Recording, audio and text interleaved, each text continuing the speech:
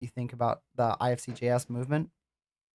I love it. Love the framework, love the library, but also love the attitude Antonio brings to the industry. So I'm really, really excited for this talk, and that's why I'm here. Welcome, Antonio.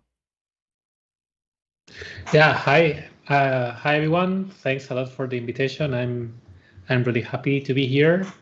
Um, I hope that we'll have a fantastic time chatting together. What you've been creating is really more than the technology. Before we dive really deep into what you mean by the future of BIM is about the people, for those who aren't really familiar with IFC.js, can you summarize it maybe in just a few minutes?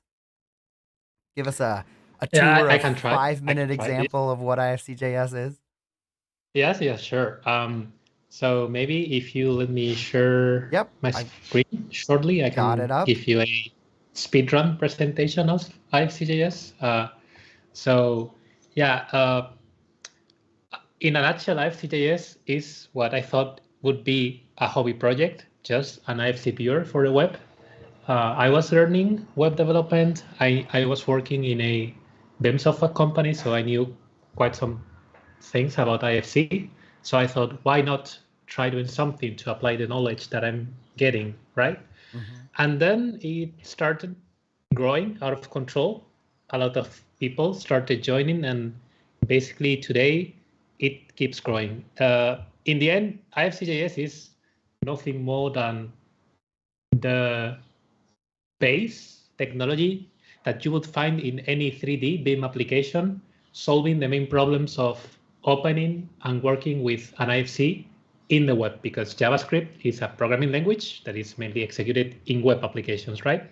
So yeah, I won't bore you a lot because I don't want to talk a lot about this, but basically, this is the name that we give to our industry, and we rarely speak about the S of software, even though in a more digital world, software is getting more and more important. But we have a problem, and the problem is that unlike other software industries, it looks like making software or being part of that S is not accessible for everyone or all the companies. Just a bunch of companies have access to being there and having a huge presence, right? Uh, the main reason is that if you Google how to make a video game, you have a bunch of tools, a bunch of tutorials. You don't start from scratch. But if you Google how to make a BIM application, which, in my opinion, nowadays a modest video game is way, way more sophisticated than maybe the best BIM applications that we have. You have nothing, right? You don't know where to start. You don't know what to do. So my hope with IFC.js was to provide something similar to a video game engine so that people could start creating their own BIM applications without starting from scratch, right? Also, I usually think that we all love talking about automation, but for me, real automation is solving problems just once. So why not solve these problems? Why not solve this problem of creating a BIM software in the web once and then allowing other people to build other things on top, right? So that was more or less the main idea. And just to show you something, maybe we organized a hackathon some time ago with students of one of the courses that we organized, because we are also teaching people how to code from scratch. And this is one of the things that someone named Nico Arellano from Canada made. It was a GIS 3D BIM application so that he could see.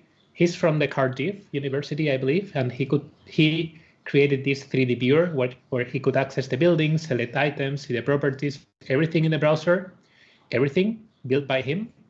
So yeah, showing all the tools that he did, the spatial structure tree, and so on. So this is the kind of applications that you can build using IFC.js, but instead of spending days figuring out how to read an IFC and so on, you can just use it. You have the geometry and you can work with it.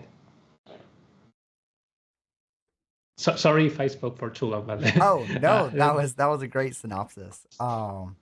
Yeah, and how did you get inspired to do this? Like what was it that initiated that idea? many times we think that people are where they are because one day they woke up and they made this master plan where they suddenly thought, hey, you know what, let's do this. And then it happened. And I think that that's not usually how life works. As I said, I was working, I'm an architect, a building architect. I got hired by a BIM software company called Sype here in Spain. Then I was having breakfast each day with software developers, and I thought, hey, you know what? I'd like to be part of the conversation, so why not learn programming? Also, I thought that what they were doing was interesting. I learned programming by myself. I started making a couple of things for the software company, and then I thought, yeah, why not make a application as a hobby project, right? A 3D BIM software. Then I saw that what I was doing was or could be useful for a lot of companies and people. So I thought, of course, I'm not. I was not making something just to sell it. I just wanted to contribute. And one thing that was especially hard for me was really that I didn't know where to start. I had to figure it out myself, and just figuring that out took a lot of time and effort. And I thought, you know what, I wish that if other people decide to go through the same path I'm going through, to leave some marks on the way or some stones so that they can just follow and don't fight the same problems that I fought. Because in my opinion, that's the best that you can do, right? Like contribute back. Otherwise, it's just solving the same problems over and over again, which is a reality in our industry. I have worked inside BIM software companies, and I have seen myself that every BIM software company is solving all the problems from the very scratch, which sounds obvious, but it's like saying that each car company is inventing the car from scratch. Mm-hmm. Of course, that doesn't make sense. So I wish that this would be, I'm not saying that everything should be open source, but maybe something more similar to the video game industry where some things are open and people have a way to get started. In my opinion, that's something that would be way nicer. So I thought, why not try to contribute? Why not, throw the first stone and see if other people get Yeah, I like encouraged? your analogy with the video game industry, and I'm always looking at other industries and trying to figure out what they're doing that we need to take on. And I think software development, it's kind of easier to take because that's closer to like what I'm doing. But we see things in the industrial industry. I think the video game industry. I'd like to hear more about what you're seeing and how um, how some of the technology or frameworks are monetized and some are open source and available for everyone. Can you kind of elaborate to that? Yes. Because I think that really inspired you with what you're saying. Yeah. If you take a look at any video game, not necessarily a AAA video game, but just any indie video game nowadays, probably works way better and has better technology than the biggest BIM applications supported by multi-billionaire companies. The reason is not that we are more stupid than the people in that industry. The reason is that usually in that industry, there's a certain level of knowledge and software that is shared. And that means that if you have two smart guys, if one of them solves one problem, the other one doesn't need to spend time solving the same problem again. They can just either improve the solution or solve another problem. And that means that one step at a time, it's way easier to go further. And I think that that's something that we will, nowadays a lot of people is talking about AI, blockchain, NFT, a lot of trends. But I really think that if we just copied what has worked in the video game industry, which is, okay, let's take the common problems of all the BIM software, because yes, of course, each BIM software has specific needs depending on the BIM use that they solve, but things like representing huge amounts of geometry fast and efficiently, things like, I don't know, making the software lightweight so that you don't need to make a full day installation and make it, and even interoperability, right? It looks like it's really making a building is really complex, and it is. But from the software point of view, really, anything that you can do in the most sophisticated software, BIM software nowadays, is a child's play in comparison to what you would find in Godot, which is an open source video game engine. And yeah, I just thought, wouldn't it be nice if we had a bit more shared technology and knowledge, right? So that if someone wants to solve a specific problem, they don't have to start from scratch. Maybe this is a stupid question, maybe, but I wonder, what would this industry look like if someone would be able to create, I don't know, a clash detector in one weekend? Or what would this be like if someone would create a specific modeler for a specific use case, right? Not a generic modeler, but a specific geometric modeler. Probably not only the market would be better in terms of quality because there would be more competition and the prices would be, lower, but also I think that we would see way more innovation than the innovation we are seeing today. Yeah. I think that like this idea in the video game industry, and really with what I've seen with IFC.js, and we were talking about a little bit, is again, you didn't start from creating everything, and you kind of reference the fact that in the industry we like to kind of do that. We like to start and kind of start and create absolutely everything. Um, and maybe I could answer the question, but I'd love to kind of get your thoughts, or Lebo, if you want to jump in also, in like what kind of technologies exist out there, that IFCJS, for example, uses, and then what other kind of stepping stones can we use, and how do we decide what software do we monetize and what software do we use open? Wow, that was two different questions. Let's hit the first one on the technologies and frameworks first, and then maybe the second one on like, do we have to monetize everything? Yeah, sure. Um, if I'm someone coming from the web technology side of the software industry, so my opinion probably is very biased by that. And I can tell you that when it comes to web development, it's even scary how many things are free and open. I'm not only talking about a bunch of guys coming together and making something in their free time. I'm talking about the fact that the biggest tools for making web applications belong to the big tech companies. React belongs to Facebook, now Meta. Angular belongs to Google. Uh, so yeah, and VS Code, also free and open source, belongs to Microsoft. You can do so many things for free using tools that were created or acquired by the big guys. I'd say that when it comes to specific tools that IFC.js uses, even though I think that tools are like, I mean, of course you need to choose a set of tools, but that's not the important part. It's like just a tennis player needs a racket to play tennis, but choosing which racket you use, it's not what's important, in my opinion. But I we want are to come using back to that. I want to come back to that racket analogy, but keep going. Okay. Yeah. We are using 3JS, which is basically the most popular 3D graphics engine for the web. It's basically a bunch of code that a fantastic community created to make it easy to create 3D. Could we create 3D without 3JS? Yes, you can talk to the graphics card of your computer directly. If you're in the browser, you have WebGL. Now WebGPU, it's the new API, but for that, of course, you need way more code. You need certain level of math to do it effectively. You have to be familiar with matrices and quaternions. And as you can imagine, not everyone is familiar with that. So the fact that one guy came or a bunch of guys came and say, hey, you know what, let's abstract this away and solve this problem so that creating a 3D in the browser is just less than 10 lines of code.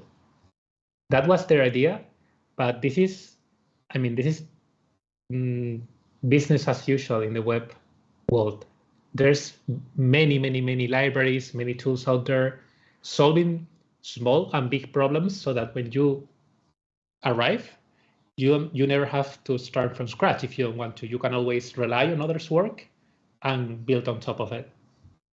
It's interesting that in sharing about that, you said that these tech companies, Facebook, Google, they've created these formats that work for them, and it's what is the basis for all these other spaces, right? React, Angular.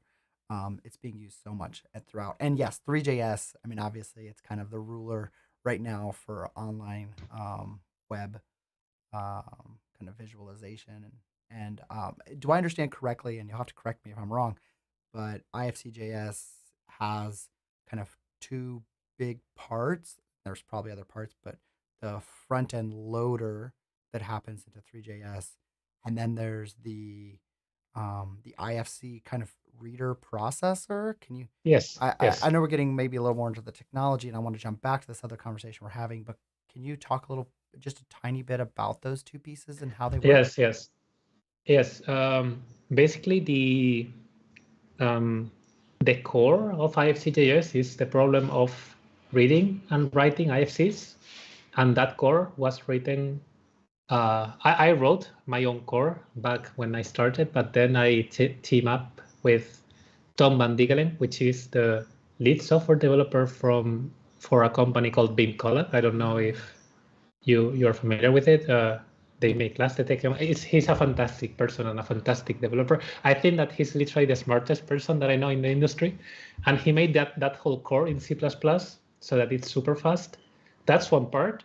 And then we thought, okay, loading and exporting and editing IFCs is great, but we also need to make a bunch of tools that are common to many BIM tools like clipping planes, floor plans, measurements in 3D. Now we are working in viewpoints, filters.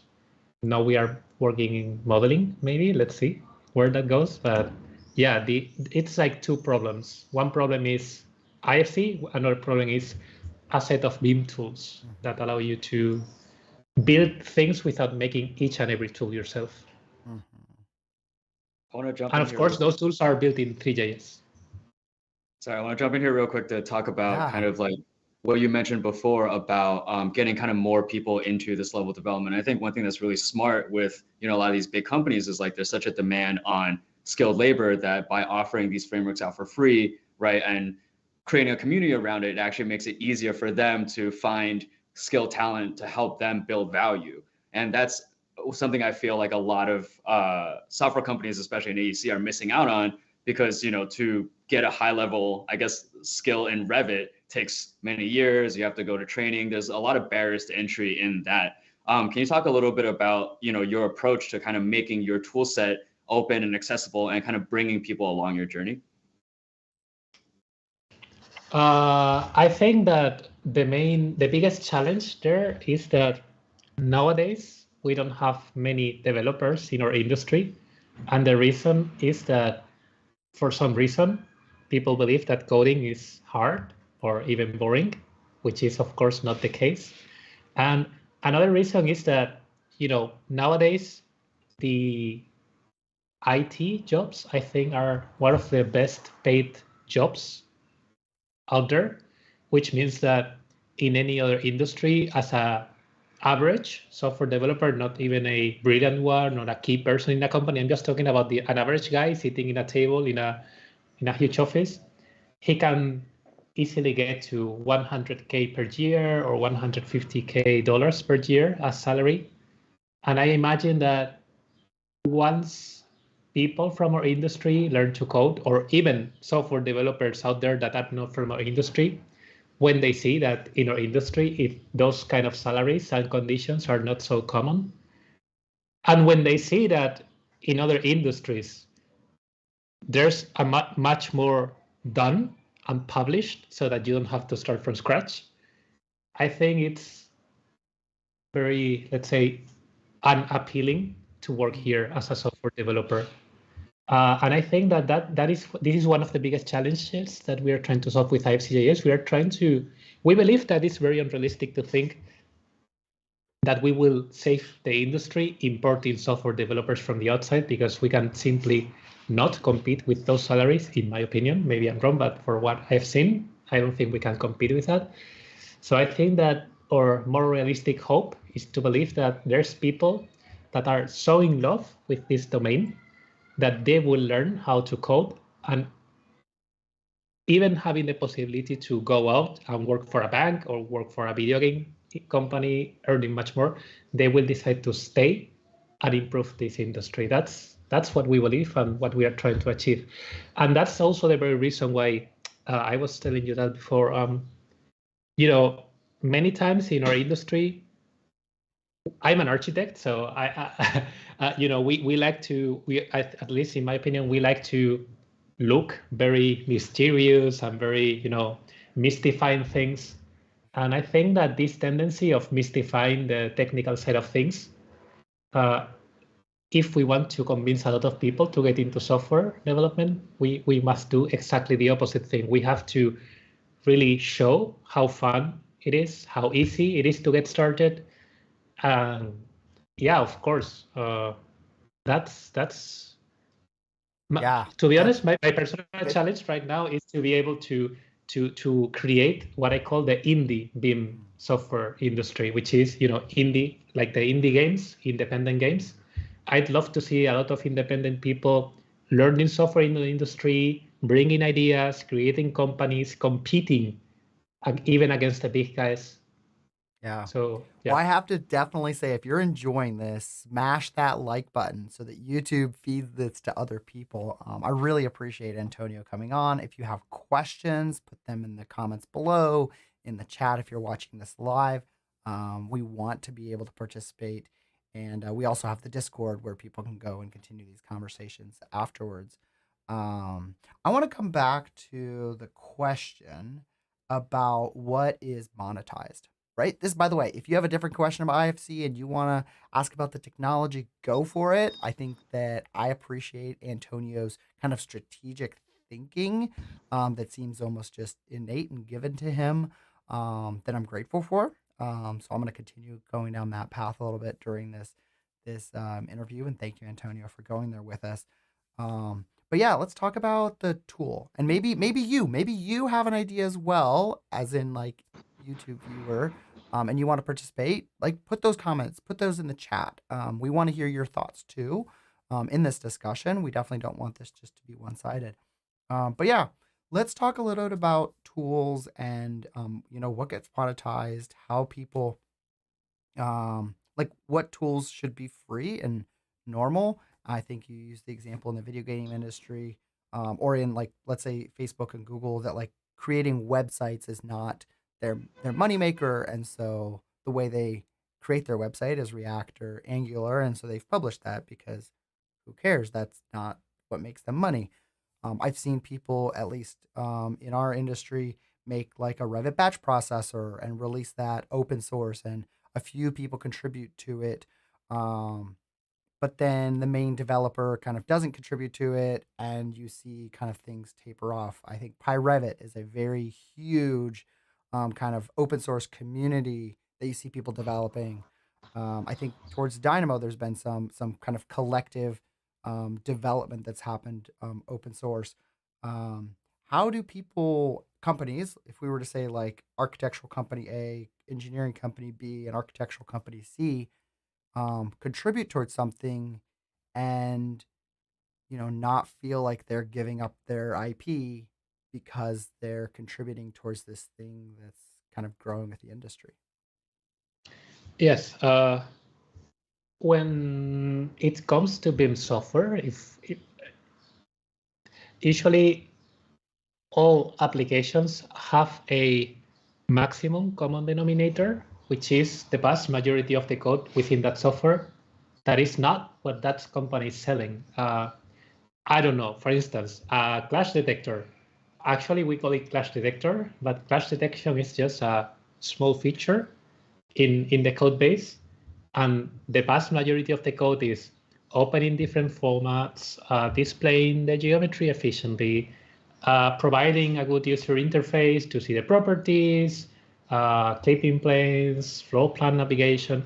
a lot of things that are really not what that company is selling. Of course, the company needs the rest of the code to sell what they really sell, but that maximum common denominator is what I think could be open source, so that we all and that's what happens again in the game industry. If you take a look at any video game engine, a video game engine is just that, the maximum common denominator of all video games. A graphics engine so that you can render beautiful images in your game, a physics engine so that your characters can, behave like in a world with physics, collision engine, AI, but not AI in the terms of artificial intelligence, but in terms of NPC behavior inside the game engine. And I think that that's what, some people believe that the future of our industry should be open, and now open BIM is a very trendy term as well. And people are asking, but does that mean that everything should be open? I don't think so. I think that a market with companies selling things is a necessary thing because I think that competition is one of the biggest, let's say, ways to innovate. But I think that it should be easy to compete so that anyone can get into the competition without being an expert or without spending 5 million in a startup for 3 years building that, because that's the thing, right?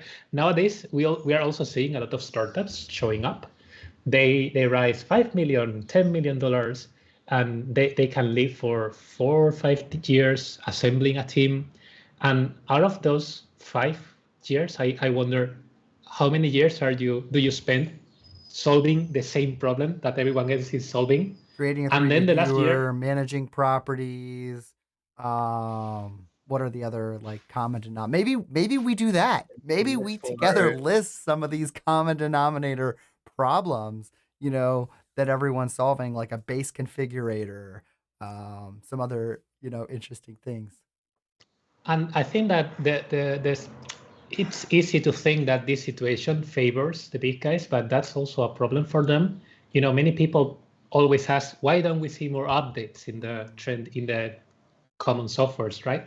The reality with software is that it's easier to write software than read or maintain software, which means that at some point the software that you wrote once, probably it will become legacy, which means that the person that wrote it is either dead or doesn't work in that company anymore. So nobody really knows how that works. And if you touch anything, everything breaks.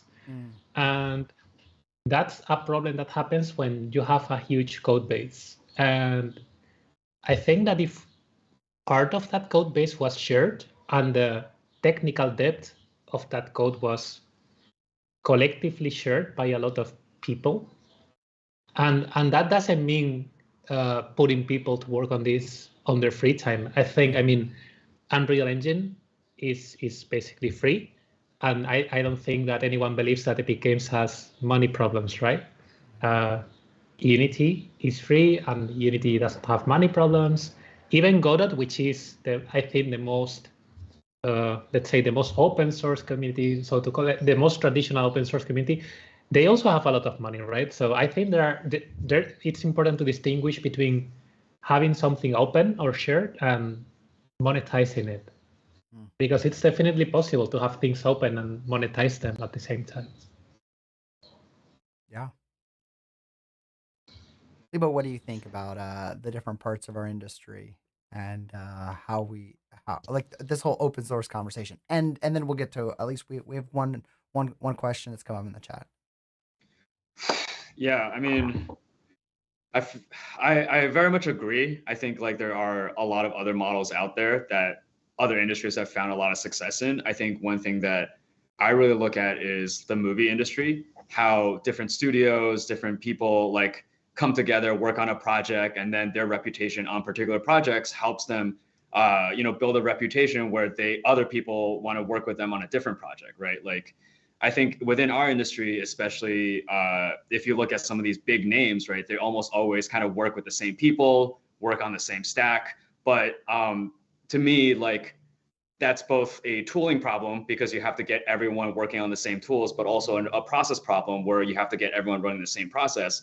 But ultimately, if you're rehashing kind of the same thing over and over again, there is that lack of innovation that kind of Antonio was talking about. But if you look at video games, right, using different engines, different people telling different stories, different indie studios, really focusing on some particular aspect of building a video game that maybe big studios don't care about, but really creates value and connects with the end audience. And I think that's something that our industry maybe doesn't do as much, is understanding how we really connect with the end user and put different pieces together to better address that need.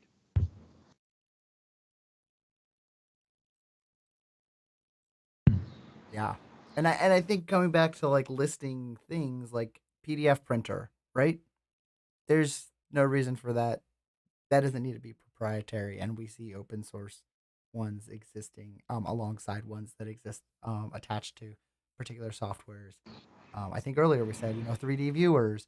I know we've at Walsh P Moore we've built 3D viewers in house, and we've gone through some of the same um, struggles that I'm sure the 3JS side of IFC.js has gone through.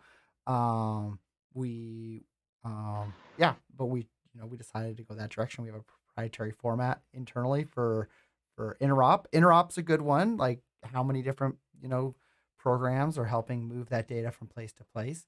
Um, I think coming back, Antonio, to the video game, because I just keep, maybe I shouldn't be so attached to that, but I think you really sparked something in my mind related to that. But they have what? They have a viewer, they have button controls, they have navigation, they have like there's these rules about gravity, and a lot of those things are open source and available, but then it's how you use them. And we talk about that all the time and internally, that it's not, it's not even our proprietary format that makes Walter P. Moore really awesome at what we do. It's how we use those technologies. It's not the technology itself. Yeah, exactly. The thing is that, I think that the main problem is that we live in a society in which we need complex software, and that means that that software needs knowledge coming from a lot of places. And usually the people involved in building the core of that software probably need to be math people and physicists, and probably that person is not the same person that the person that thinks, that knows how the next generation of clash detector would look like.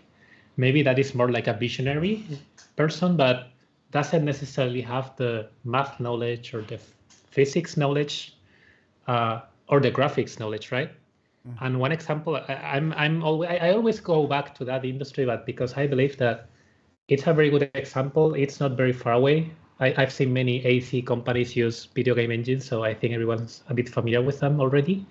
But I think that Hollow Knight, if you're familiar with it, it's a very famous game. Was developed by, I believe, 12 people. Basically, the core team was 12 people. And I think how awesome would be if one of the big applications was suddenly challenged by a product made by 12 people, right? Because that would force innovation, that would force improvement. And yeah, in my opinion, that would force very, very interesting conversations. Whenever I go to BIM events, everyone's talking about applications, right? Nobody's really talking about software, because the thing is that not a lot of people knows from software, and the people that knows from software usually don't go to the BIM conventions. They talk about, oh, I can do this or I can do that with whatever application. Some advanced people say, hey, I can do this with the API, or I can do that with Dynamo or Grasshopper.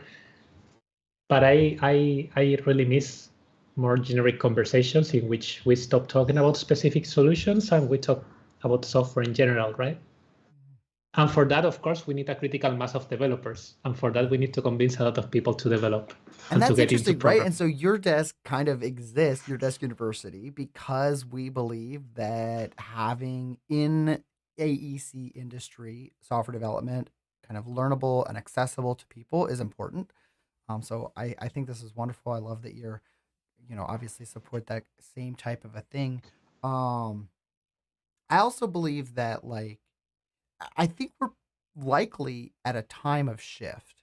I mean, we're not going to go into the depths of AI, but the industry and lots of things are really in a time of transition. And the interesting thing, where was I going with that? I had somewhere I was going with that. Um, I just think that there are a fair number of people who are doing software development more than I expected, as I've come to learn across AEC. Um, but most people are focusing internally, whether that's internally at a software company that is AEC focused, internally at a consulting company that's AEC focused, internally inside of a firm that's AEC focused. But I think oftentimes, and I've been saying this over and over, is kind of repeating what you're saying is they're doing the same things, and they're building these same tool sets that do the same things. And I mentioned PyRevit, and someone asked in the chat, was PyRevit going away? And I don't think at all. I think there's a huge community around that, and those are all tools that are more like add-ons to, um, you know, Revit. I think what you're talking about is maybe something, more of a framework that people can plug into. One of the questions that came up in the chat here is around the future of IFC.js. You had mentioned something about editing, and they were wondering something about that. Can you speak at all to kind of your hopes for the future for IFC.js and yeah, Yes, and where yes. you want it to see it to grow, which you've kind of hinted to a little bit. Yeah, yeah. Um, uh, in the way I see it, this year we are going to grow a lot, and it is very likely that this summer, I don't know if some of you follow our networks. You might have noticed that we have been slightly more silent than usual lately, but that's because we were with some paperwork and preparing things that will be announced this summer. So right now, unfortunately, I cannot speak. Some people was worried like, hey, why are you not making so many publications or not speaking? The reality is that for me, it's very hard not to speak about what I'm doing. And because some things could not be said, I just decided to shut up in LinkedIn. But there's a lot of things going on under the hood, and probably they will be announced very soon, this summer, probably. Let's see. But chances are that the project will grow a lot. We will get into many more BIM use cases, including probably modeling and editing geometry directly in the browser, being able to import IFC, edit it, or create IFC from scratch and export them. But for me, the most exciting part of all this is not the tools that we will make. The most exciting part is the tools that our community will make, right?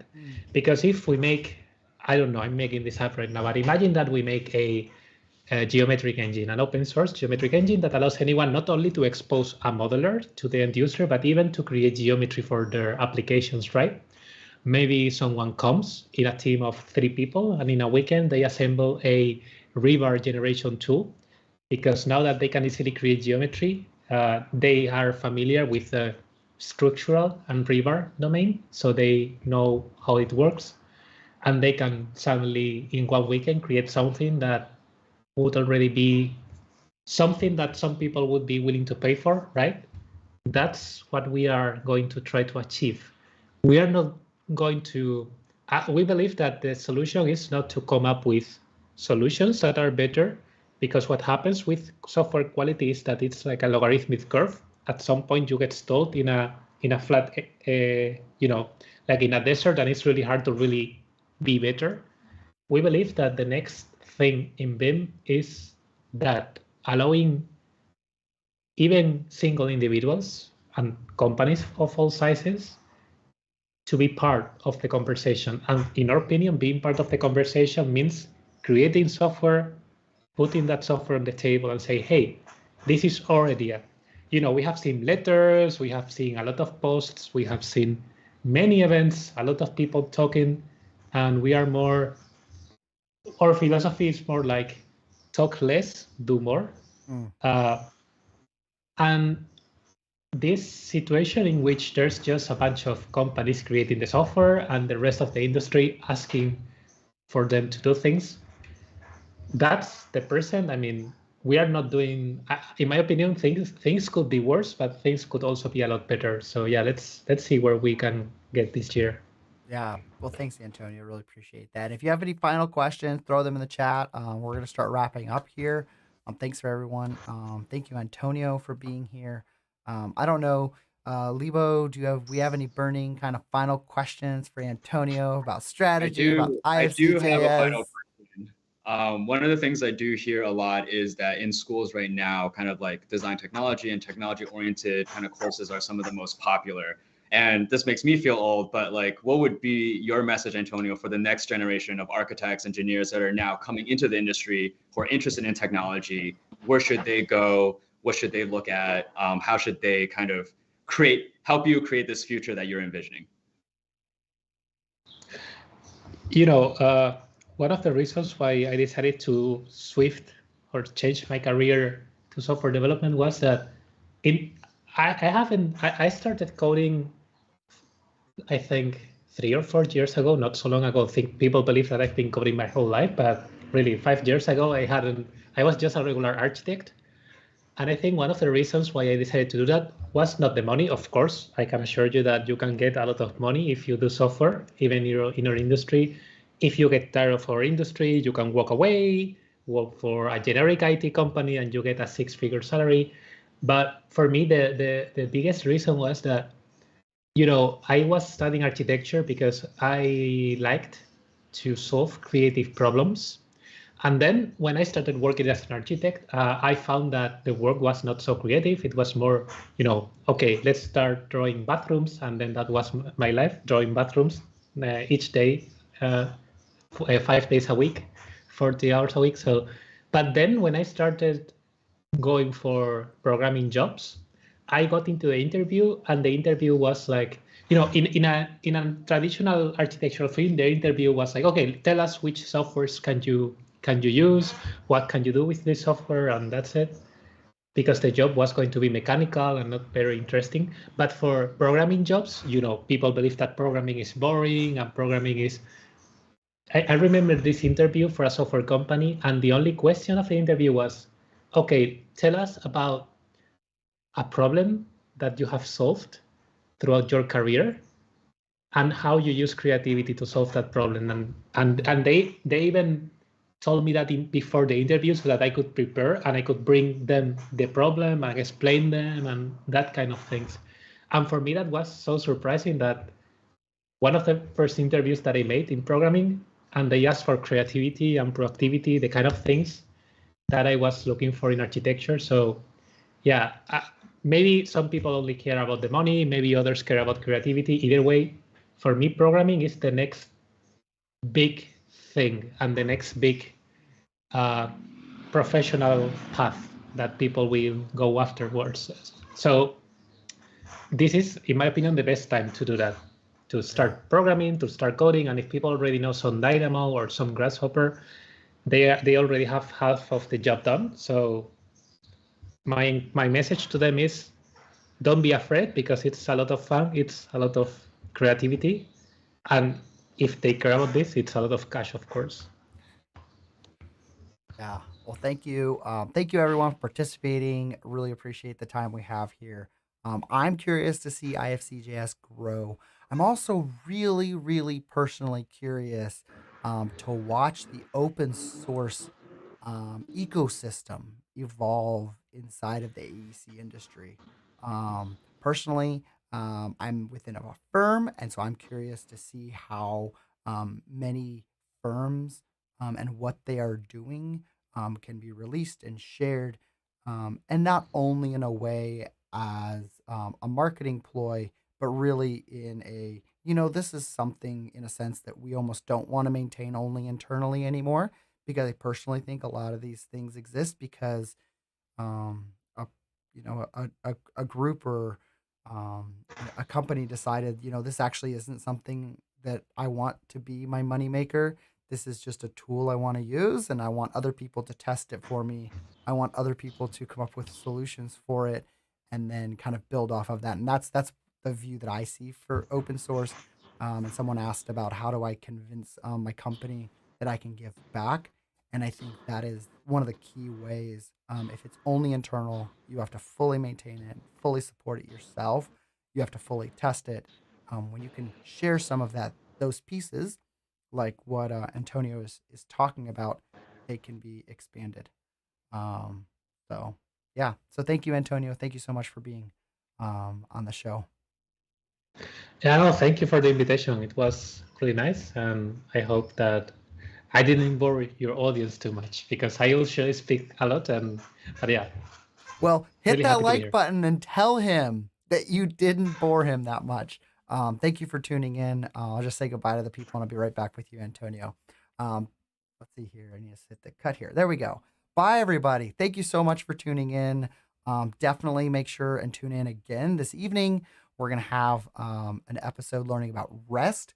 Really looking forward to digging deeper in. Our speaker has prepared um, a stream of information for everybody who wants to understand all the aspects about REST and even maybe building our own first app. So great. And goes to the example that Antonio shared about getting started. If you're just a visual programmer and you're wanting to get more into language programming, this could be a great way to kind of start understanding that. And with that, I will see you later.